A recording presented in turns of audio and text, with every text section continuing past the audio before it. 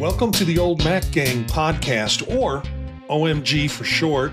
It's our podcast, our vodcast, with a panel of longtime Mac Apple users who want to discuss the most relevant apps and services to age-seasoned users. I'm Marty Gensius, an Apple enthusiast. I'm a 67-year-old age-seasoned user who has collected a great group of friends to talk about Apple and the kinds of things that might be interesting to seasoned citizens. Tonight's topic, Peter brought it to the table for us. Entertain me. How do you spend or waste time on your devices? Let's see who we have on the panel today. Good evening. I'm Bob Wood. I'm here in Tucson. I am a 70-something Mac user and have been around Macs and user groups since the Apple Classic, the Mac Classic, running System 6 point something. Gary? I'm Gary Shirk. I live in Cleveland, Ohio with Marty and Peter. I'm 87 years old. I'm now running on an extra M4 Mini thanks to Marty and support from Peter, developer beta 26. Hey, okay, I'm Chris. I also live in Tucson. I had my 78.0 upgrade today, so I am officially 78 now. And I've been around the Mac since 1984 and had a lot of good fortune to work for Apple and do a lot with Apple user groups over the years. And so I'm very appreciative of both and thoroughly enjoy Apple technologies and machines. Hi, I'm Peter. I'm 72 and live in Bay Village, Northeast Ohio. Computers and computerized gizmos have given me both joy and a competitive edge when I was a student. And that's a time when they were quite different than they are now. When I was a foundryman, when I was a school teacher, and now that I'm retired. It has been exciting to see their capabilities grow, and I'm eager to see what they will help me do next. So as we mentioned, we're going to talk about, I don't like to call them time wasters. I think it's just the way that we can get distracted or get into our devices in such ways. A lot of entertainment we'll hear about tonight, entertainment focused.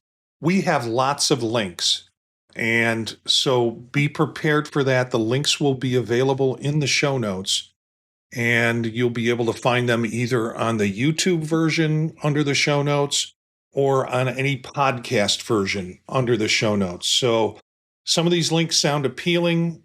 You can jump into the show notes, find them, and go check them out. And so let's start with our first question. What's the last thing that you binged, and was it worth it? Bob's up first on this one. My wife and I really like watching Clarkson's Farm on Amazon Prime and just had the 4th season. And we would have binged it had we had it all at once. We had to wait a week for several of the episodes. And I agree with Marty with some of the picks that he has down the line. I'm not going to reveal them now. But the other thing that we like to do is watch videos together. Mm-hmm. Gary?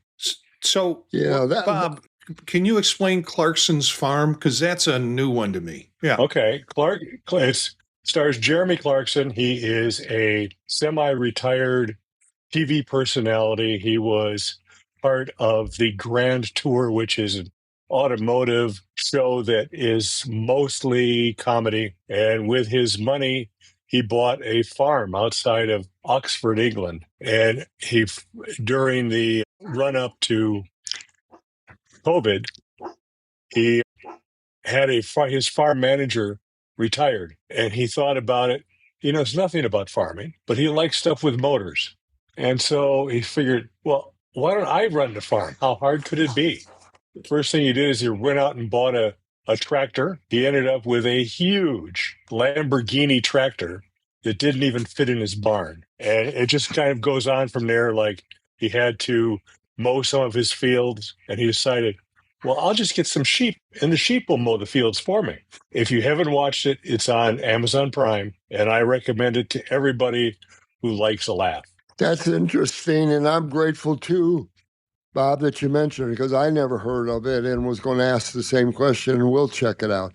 I think that's really what I like about Bob's always talked about user clubs and groups. But I think what I find as I get older, that there's people out there who will share ideas like this, and it continues to allow me and others to grow. So this is another pitch because I don't binge.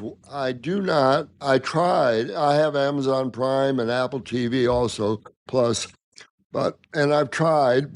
But was thinking back, what did I watch a number of years ago that got me really interested? And I used, quickly I will stop, Perplexity after I told her all the things that I was missing. And I could ask you guys to try to think about what I watched a number of years ago, but I kind of forgot.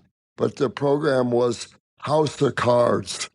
So that was my last binge watching. And then I found out that was from 2013 to 2018. All right, Peter, your turn.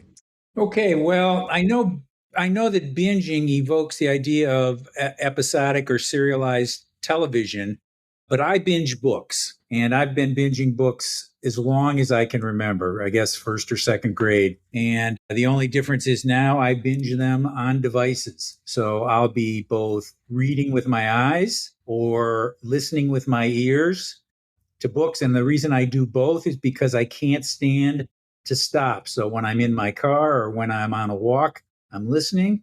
And when I'm sitting at home or with other people who are listening would like sort of disconnect me. Well, I guess I'm disconnected because I'm reading a book, but I'm looking at it on my iPad generally. And the two books I've binged most recently, one is called Playground by Richard Powers. Very interesting. It has a lot about oceans and the sea, has a whole lot about artificial intelligence, and you can get it from Libro FM, which gives you a non-DRM'd version to listen to, or you can get it from your library and listen to it on something like Libby. The other thing, which is a binge, is I read a book called The Verifiers.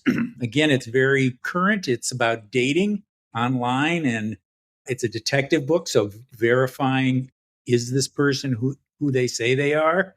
And it's one of a series of 3 books. So I've read the first 2, the Verifiers and the Rivals. And I guess we'll have to wait and see when the 3rd book comes out. Well, I don't typically binge shows either. One of my favorite series was the Isaac Asimov Foundation series on Apple TV. And those are pretty complex. I mean, I'd listen to the audio podcast afterwards to figure out what happened.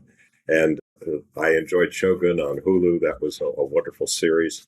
And another series a long time ago, I got started with The Long Way Home motorcycle movies with Ewan McGregor and Charlie Borman. When they first started with Long Way Around, because I rode that motorcycle at the time. I had a BMW GS Adventure. And so it was much to my horror when the Adventures proved to be not the right bike for Siberia, but you have to watch the movie for that. Their current one, these guys are still at it all these years later, and is Long Way Home. They're going through Europe, and it's just a lot of fun.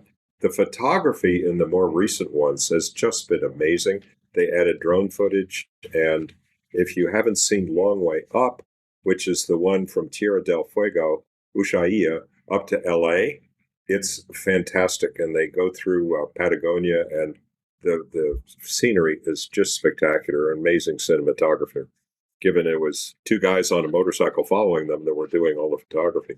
So, but yeah, Long Way Home on Apple TV. Marty?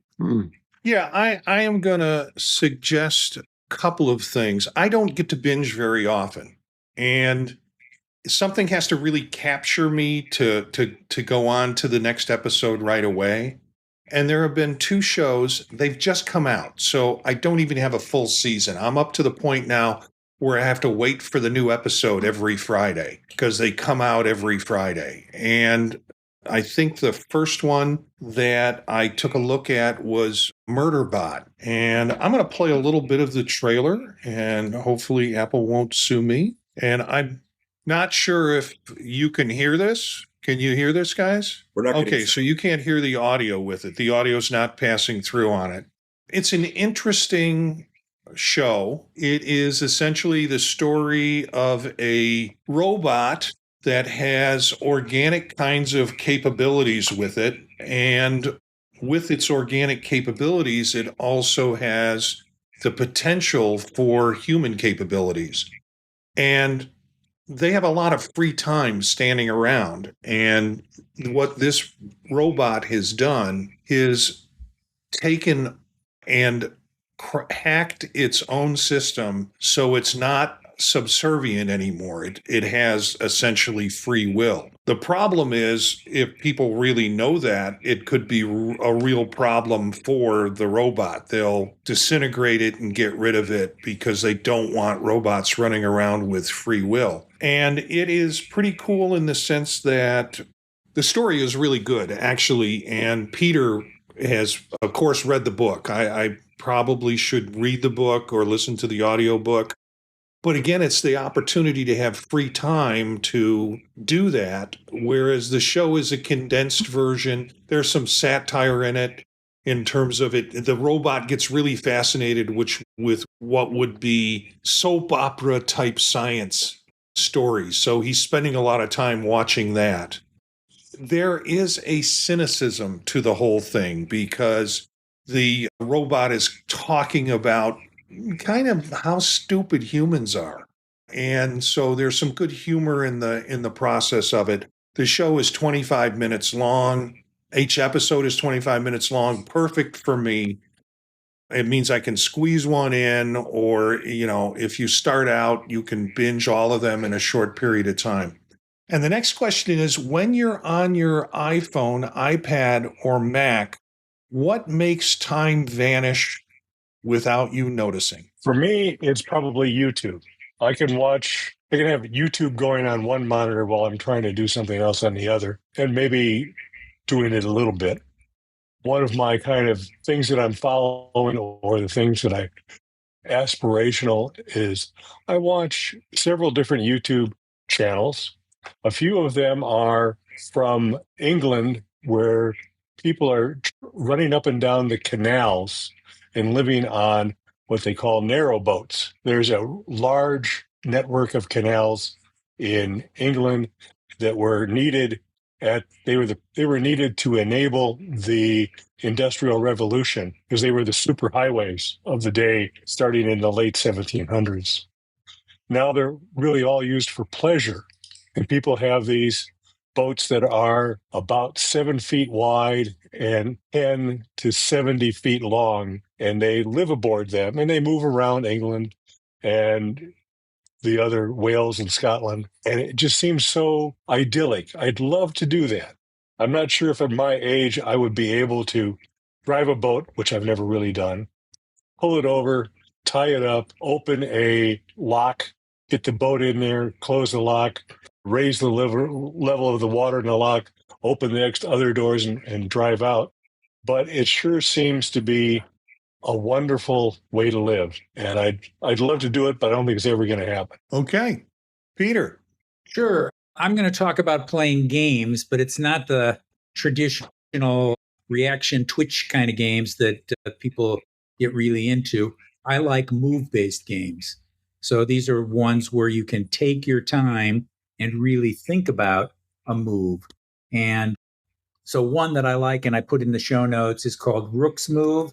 And it just goes into different puzzles that you can solve on a chessboard with individual pieces. And I put a whole collection of these things because I kind of put them in order. I teach math with some of this stuff, but I just totally get lost in playing the games, playing different situations, imagining myself as a kid, seeing it for the first time. And, I can look up and 3 hours have gone by. And so that's what happens for me. And then you also have puzzles. Puzzles. Yeah. Right. So I put a whole collection of these mathematical puzzles. It's from an outfit called the Julia Robinson Math Festival. If you scroll down on that page, you'll see there are many of them.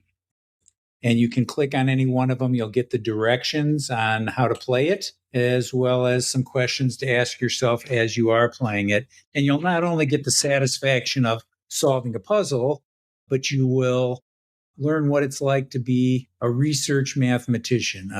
Without going on a soapbox too long, one of the problems with math in schools is all we teach you is to dribble or to run sprints, and we never let you play an entire game. These puzzles let you play an entire mathematical game.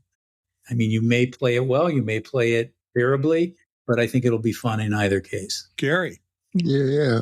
Chocolate Fix, Peter. Chocolate Fix. I put a plug in for Peter. Please check out that Julia Robinson Math Foundation. There's a puzzle out there called Chocolate Fix that of all ages folks can play.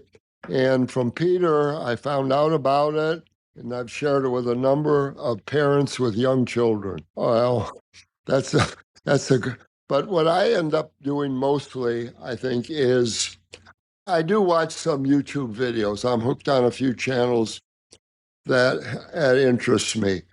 But I enjoy both because today there's so much that's audio video that I can both listen to an article in the paper, Times or Washington Post, and then read along with it. And I'm finding that combination of visual and sound very enjoyable, and I can spend a lot of time listening and reading at the same time. Marty, or Chris might be next. Chris, yeah. Yeah, well, that also reminds me, Gary, that, Amazon and several of the audiobook companies have audio, or they have their Kindle books or their online book, and then they have the audio companion, which Amazon does. And so I've got several of those, and it makes it really nice, if anybody hasn't tried this yet, that you can either read or listen or both. And so you could be reading at home and then driving somewhere and listening to it in the car and then getting somewhere else, or maybe. And so it's been a real help for kids with learning challenges to have both the audio and the video or the audio and the text going on at the same time. So kudos for all of that. My own kind of quote unquote chocolate fix, if you will, is YouTube shorts. And these fall into two categories. Oh, yeah. Classical music from the 60s, Eric Clapton and Mark Knopfler and John Prine, and, later shots of the Beatles and Stones and stuff. I mean, there's just incredible music out there. And a lot of it has been put online now because it's either out of copyright or whatever was holding it back. And people are saying, well, it's in the tank and it's just going to go away. So I might as well put it up on YouTube. And like the Simon and Garfunkel concert in Central Park, the video quality is astonishing when you figure that those big video cameras that they used then weighed about 70 pounds and they were shoulder mounted.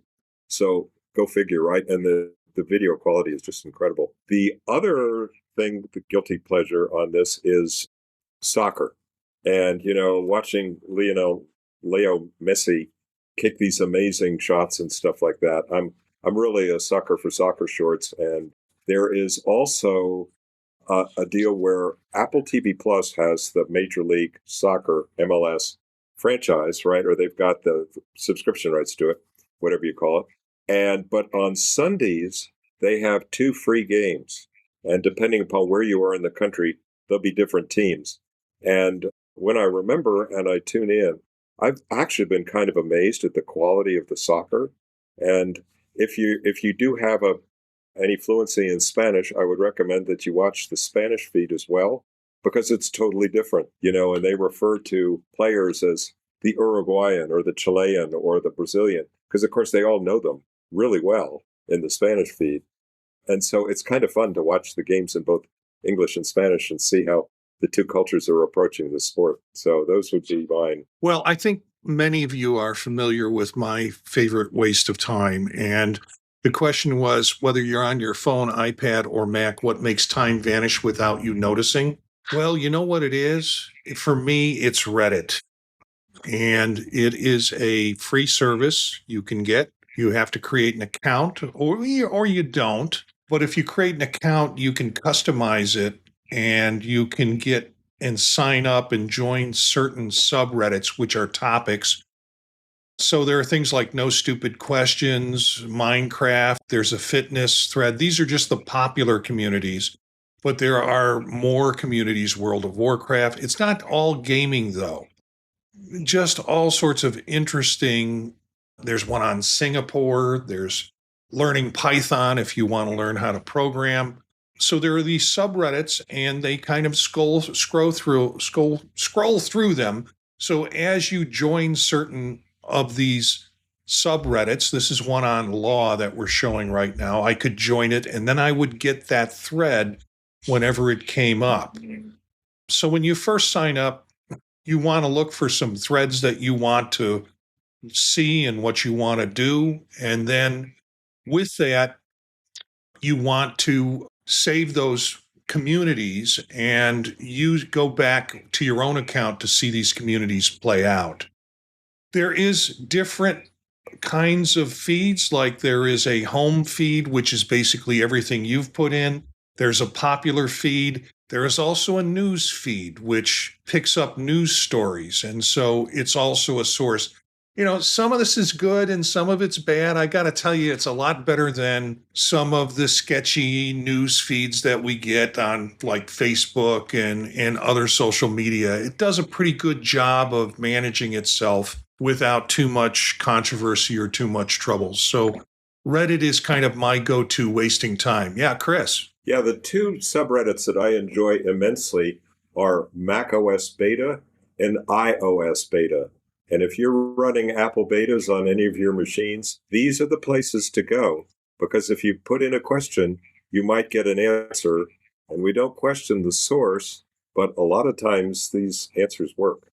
And so they are really good places to go and ask questions about betas and what's working and what's not. And by the way, be careful of your questions, because if you ask bozo questions, you'll be ignored.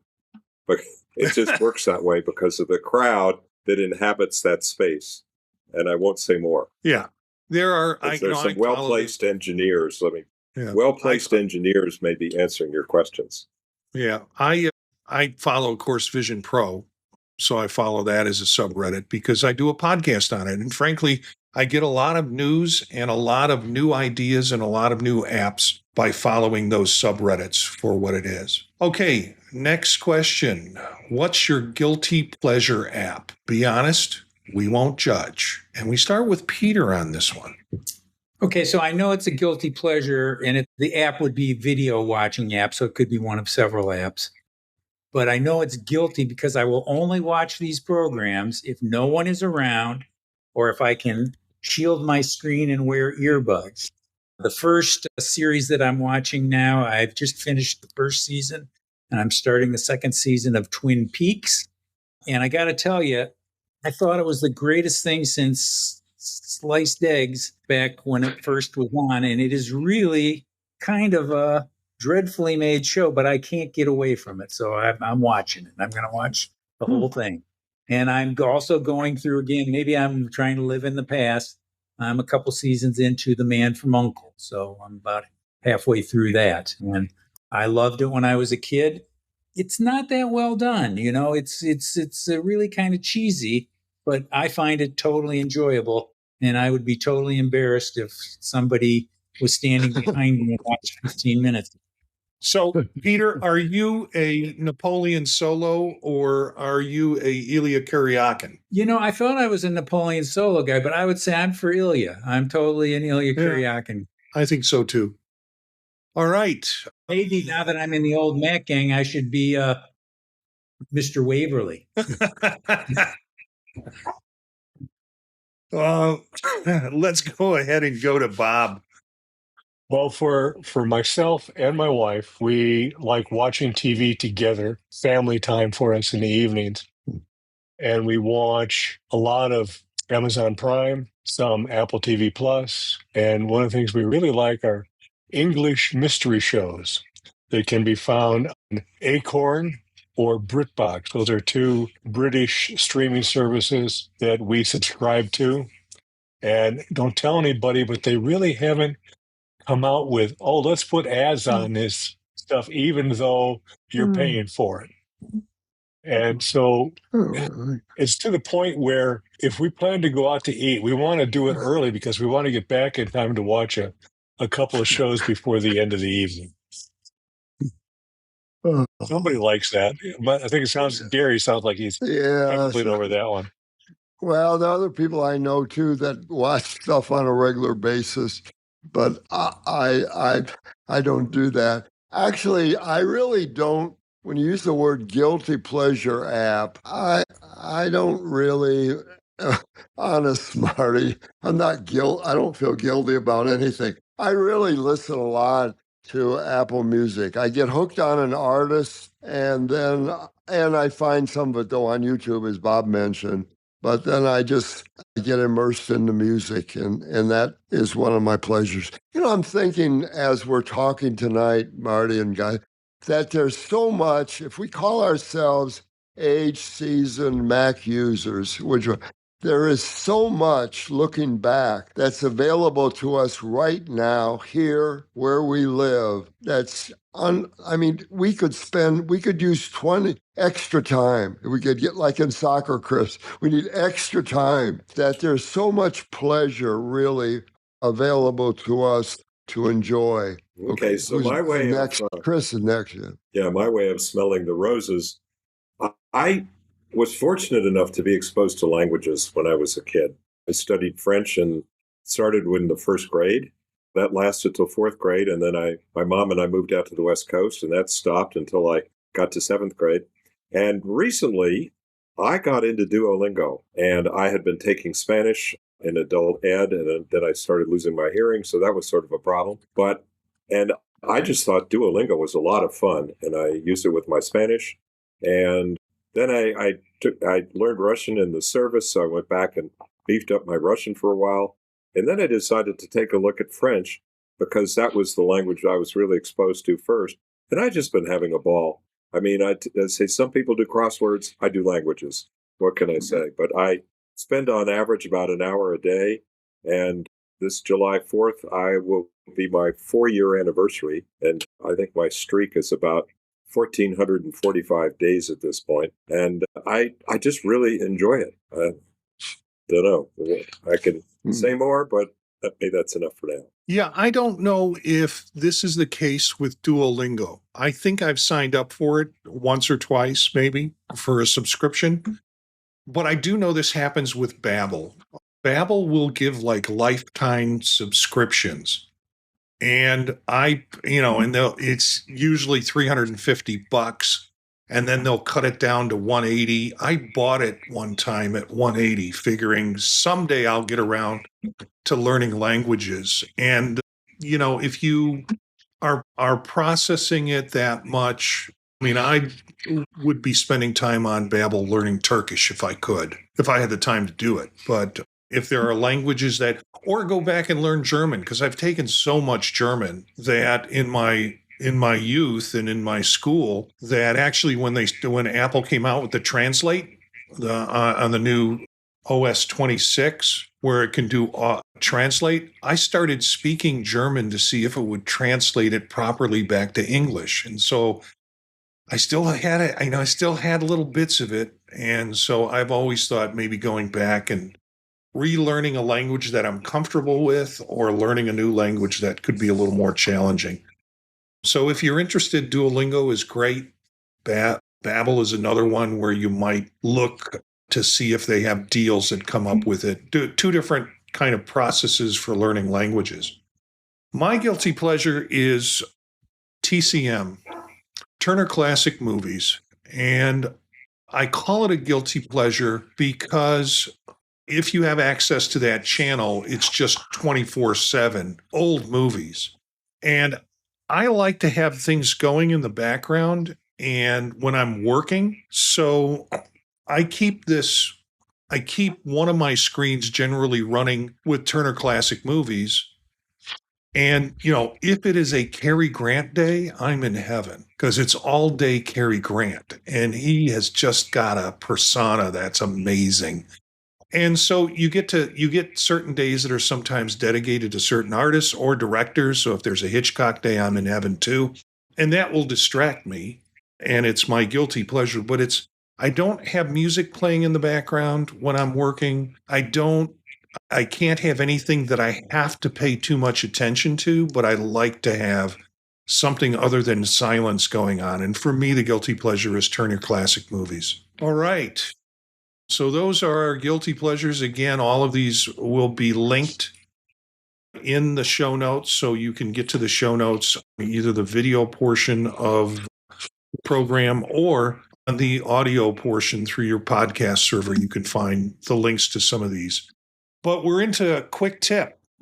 So we'll run through this and then call it a show, I think. So, Bob, what's your quick tip? Well, I found that myself, my wife, and people of our age tend to have a lot of things going on in their calendar. And so many of them are doctor visits, clinic visits, this health related, that health related thing. And I found that if I have an appointment with Dr. Jones on my calendar, if I put a Red Cross or a little ambulance or a little emoji of a doctor with something around his neck to listen to your heart, it helps me pick those out on the calendar more easily.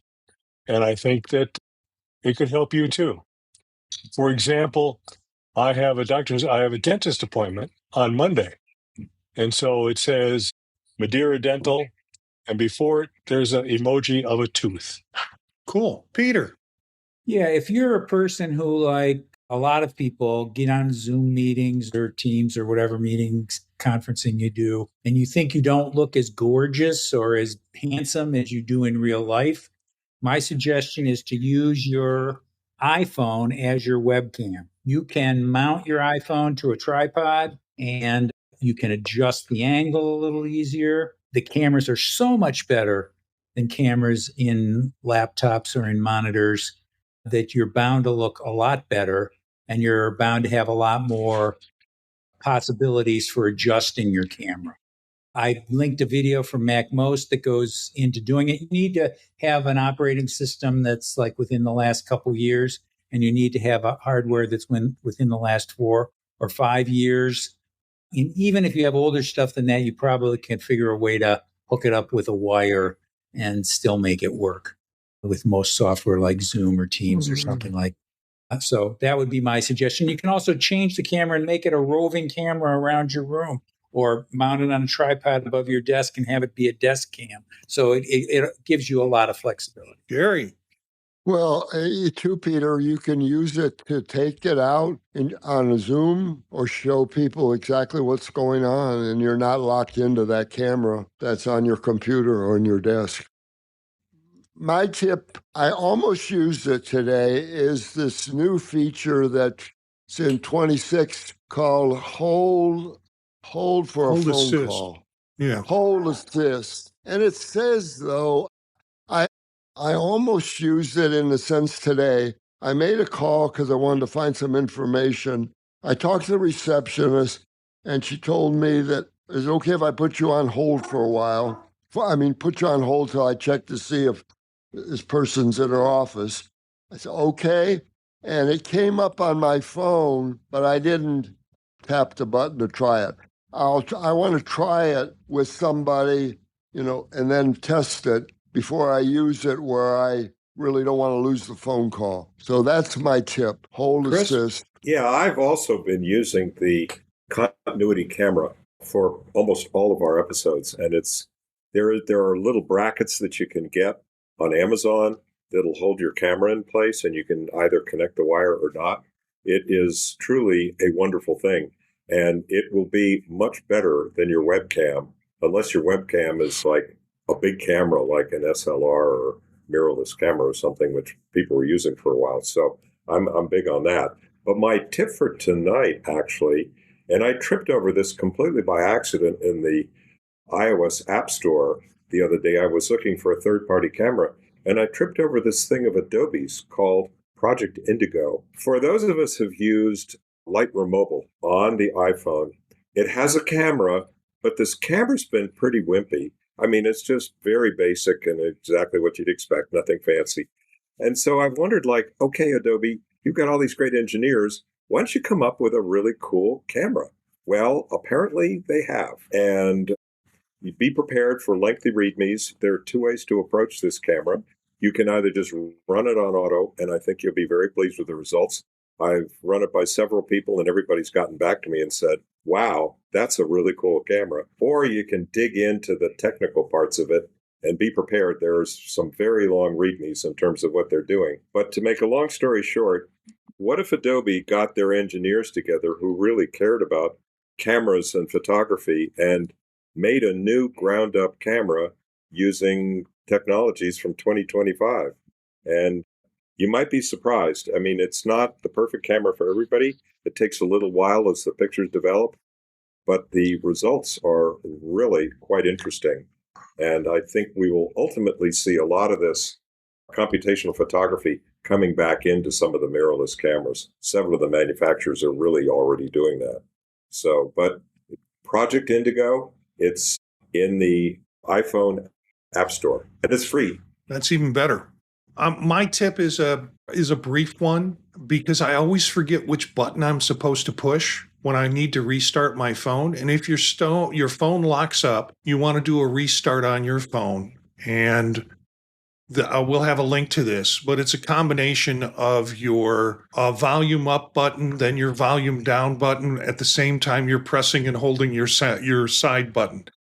And that will force any phone that seems to be locked up to reboot. And eventually you'll get the Apple logo.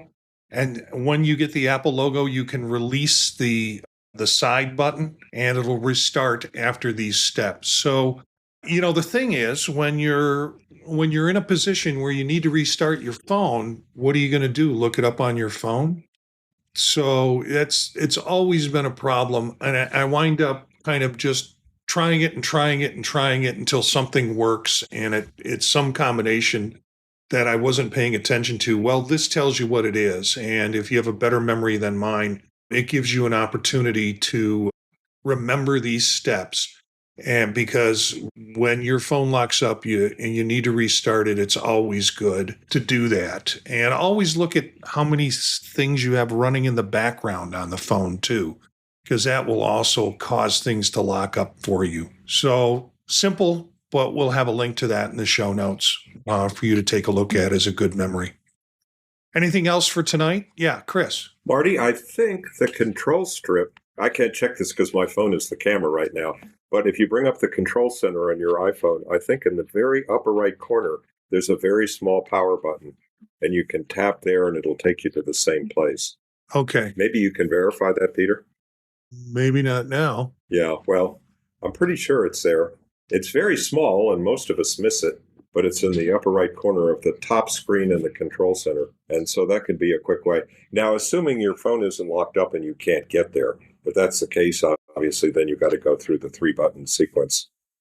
But yeah, oh yeah, it is there. There is a power button at the top. Yep. And that shows up in Control Center. So, okay. Is that it for the show? That's it. Oh yeah. Okay. Go ahead, Bob. Well, if your phone is still responsive enough to listen to Sheila, you can ask Sheila, restart iPhone, and she'll restart it for you. I think Peter is trying to say something, but we're not picking him up. Well, what I was just going to say is I had this situation the other day when my phone would respond to nothing, touch, nothing. So I had to look up what you just mentioned, and that did the trick. So. Right. Yeah. Okay, so we are glad that you joined us for this episode. You can email us at the podtalknetwork@gmail.com. That's the email address we use and we encourage you, if there's ideas that you want for the show, just email us at the podtalknetwork. That's all one word, @gmail.com. And that'll get you there. You can also find out about other shows that we do on thepodtalk.net, which is our website that's associated with the show. MacStock 9 is coming up for 3 days in July 11th, 12th, and 13th in Northern Illinois at Crystal Lake, very close to Woodstock, hence the name MacStock. But we're going to be at the Crystal Lake Hotel there, and that's where all the activities will occur. You can find out all about MacStock at MacStockConferenceandExpo.com. Gary's going to be there. Bob's going to be there. I will be there. And if you can be there, that's great. If you want $50 off, you can just use the code PODTALK50 when you check out, and you'll get $50 taken off the cost of admission to it. We also are going to have streaming video that will be, it's not streaming. It will be video that you can stream of all the presentations. It's called a virtual ticket, and Mike Potter is setting that up. And it usually happens about 30 days after July 11th, 12th, and 13th. And that's a ticket that I know Peter's taken advantage of and Gary's taken advantage of in the past. If you go to the conference, you get that ticket built into your conference price. But if not, you can buy the live stream ticket later on. Bob, you want to add? Yes, if you need to do the e-ticket for watching it later, you can save 20% with the coupon code TMUG, T-M-U-G. Okay, I didn't know that. That's good. Marty, I Bob, also what does TMUG stand for, Bob? Tucson Macintosh User Group. Thank you for asking, Chris. place in Tucson. Marty, I heard with Chuck Joyner and Mike Potter that Mike said if you can only make 1 or 2 days to contact him, and he'd make some arrangements that you could attend. This will be my first Mac Stock, thanks encouragement, Marty. But I also have watched, and Marty, we use Ecamm on this show. It is really probably the Cadillac, if you whatever you want to call it, of both podcasting and video casting. So there will be, and Marty, you asked a little bit more, there's Doc and Katie from Ecamm, and there's a Chuck Joyner interview that perhaps you put in the show notes that give you a flavor not only of what Ecamm will do, but what video casting is available from now and the future. Because I think pretty soon, within a year, it'll all be primarily video casting and on YouTube. Yeah. They are actually going to have a small side room. Bob's been there. He knows the Acorn Room 1 and Acorn Room 2. Ecamm is going to be sponsoring a cake and sweet reception for everybody the first night. And then they're going to have their own room, which will be a studio. And the studio will be an opportunity for people to drop in and get training on Ecamm. Ecamm has been a wonderful sponsor for MacStock Conference. Last year they did something and they really wanted to do more, and they're really doing more this year in terms of being part of it. I'm excited to go there so I can learn some new tricks and some things that I want to integrate in terms of how to integrate Zoom, because they have a Zoom patch now that you can get people to come in via Zoom, because that's important in terms of bandwidth and what's required. But without drilling too deep on the details, MacStockConferenceandExpo.com, just go and look at the website. See who the speakers are going to be, see what the topics are going to be. When you think conference, do you think 1,000 people? That's not this conference. You think about 100, and everybody eats lunch in the same room, and you move from table to table, and it's great fun. If you're going to miss that, then get the virtual ticket and get a discount on the virtual ticket for it and enjoy the show a month later, and then you'll want to come the next year. Let's wrap up this episode. Our next live episode will be on Wednesday, June 25th at 9 p.m. through YouTube, here where you can watch it, youtube.com/@oldmacgang will be live, and you can also pick it up later on when I clean up all the mistakes that we've made on YouTube, and you can also pick up the audio of the show and on any of your podcast services. So share it with your friends. Also share it with your Mac user group. Our music bed is by Philip Gross, Marrakesh, courtesy of the Free Music Archive. For more information about this podcast and others that I do, go to thepodtalk.net. Thanks to the group, Chris, Peter, Bob, and Gary, and thanks for being part of the Old Mac Gang. See you next time.